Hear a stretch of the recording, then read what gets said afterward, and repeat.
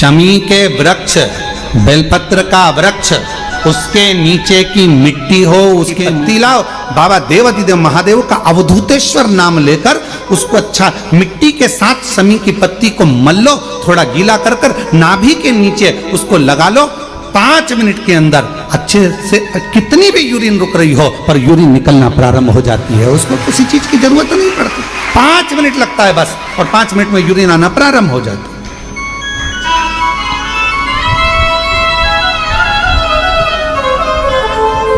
उस शमी का वृक्ष, वो शमी का पौधा, वो शमी का वृक्ष कोई साधारण नहीं होता।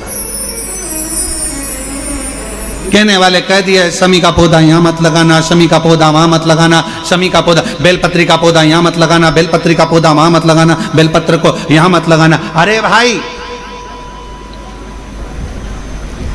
शमी का पौधा अगर तुम्हारे घर के अंदर है, शमी का छोटा सा पौधा यदि तुम्हारे घर के आंगन में है, शमी का छोटा सा पौधा या बेलपत्र का छोटा सा पौधा तुम्हारे यहाँ है, तुम्हारा घर का वास्तु दोष कितना भी बेकार हो, शमी का पौधा और बेलपत्र का पौधा सारे वास्तु को अच्छा कर देता है। एक शमी का पौधा, एक बेलपत्र का पौधा हमें सुख प्रदान कर देता है।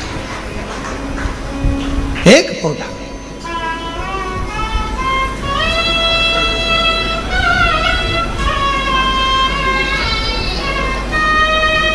उस शमी के पौधे को ना पहचान रहे लोग, उस बेलपत्र के पौधे को ना पहचान रहे लोग।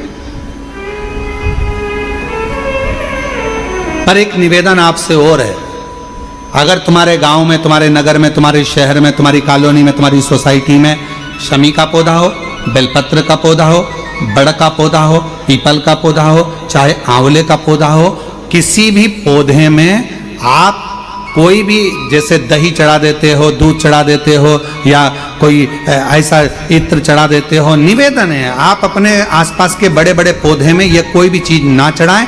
कोई महाराज कितना भी बताए, पर उस पौधे के अंदर आप केवल जल चढ़ाएं, केवल जल। आप उसमें ना दूध चढ़ाएं ना दही चढ़ाएं। क्यों?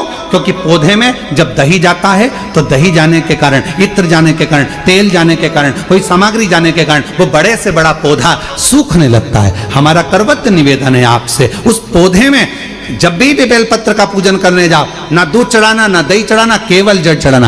आप बड़ के पेड़ की पूजन करने जाओ, केवल जल चढ़ाइए। आप आंवले की पूजन करने जाओ, केवल जल चढ़ाइए। आप शमी के पेड़ की पूजन करने जाओ, केवल जल चढ़ाइए। जल के सिवाय उसके नीचे ना दूध चढ़ाइए ना दही चढ़ाइए, ना उसमें इत्र चढ़ाइए, ना तेल चढ़ाइए, ना कोई सामग्री चढ़ाइए, उसके नीचे केवल जल चढ़ाओ। क्यों? क्योंकि शमी ने स्वयं मंदार से कहा है, हे मंदार, शमी ने मंदार से कहा है, हे मंदार, जब कोई एक जल का पात्र लेकर हम पंच वृक्ष के नीचे आते हैं, जल का भरा हुआ पात्र लेकर आते हैं और जल समर्पित करते हैं, जब वो खाली पात्र हमारे वृक्ष के नीचे से जाता है तो वो खाली नहीं रहता, हम उसे लक्ष्मी से परिपूर्ण कर कर भेज देते हैं। ये शमी कहता है।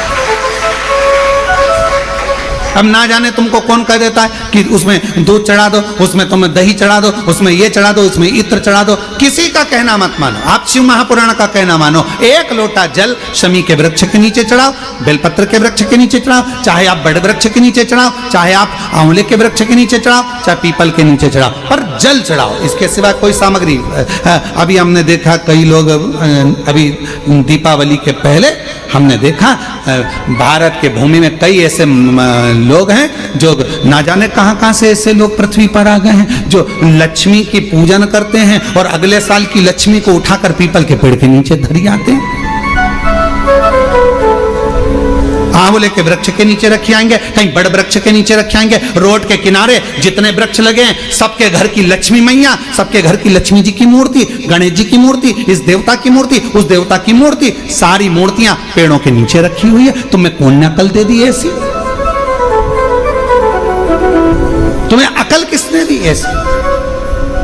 कौन ने विवेक दे दिया कि घर की पुरानी मूर्ति को पेड़ के नीचे ले जाकर रख दो? तुम्हारे घर की पुरानी मूर्ति है, घर में एक बाल्टी लो, घर में एक टब लो, उस बाल्टी में पानी भरो, तुम्हारे घर की पुरानी मूर्ति उस पानी के अंदर डाल के रखो। जितने दिन में गल जाए, 15 दिन, 20 दिन, 25 दिन, जब गल जाए तब उस मूर्ति की मिट्टी को किसी पेड़ के नीचे ले जाकर डालो, पर अपने देवी देवता को किसी वृक्ष के नीचे ले जाकर मत रखो, उनका अपमान मत करो, उनको अपमान मत करो। ना जाने कौन ऐसा विवेक दे देता है तुमको, ना जाने कौन ऐसी बुद्धि दे देता है कि भगवान की अगले साल की मूर्ति को गणेश जी की उठाओ, पेड़ के नीचे रखिया, लक्ष्मी जी की मूर्ति उठाओ, पेड़ के नीचे रखिया, देवता की मूर्ति उठाओ, पेड़ के नीचे रखिया। नहीं, उस मूर्ति को अपने घर की पानी की बाल्टी में, पानी में उसको गलाओ, मिट्टी इकट्ठी हो जाए, तब पेड़ में डाल लिया, पेड़ में डाल। करोगे? अरे बोलो तो जम के कि यहां से सुनी और यहां से निकाल दी, बची कुची थी, कथा में से गए तो झटकार दी। घर के लोगों ने पूछा कथा में गई थी सी और कुबरेश्वर धाम क्या लेके आई? महाराज ने सुनाया तो बहुत कुछ था, पर समझ में नहीं आया करना क्या।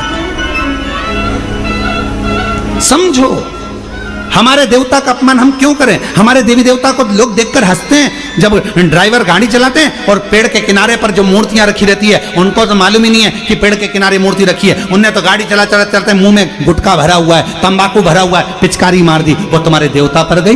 तुमको बददुआ नहीं लगेगी? तुमको अपशब्द नहीं लगेगा? जरा विचार करिए।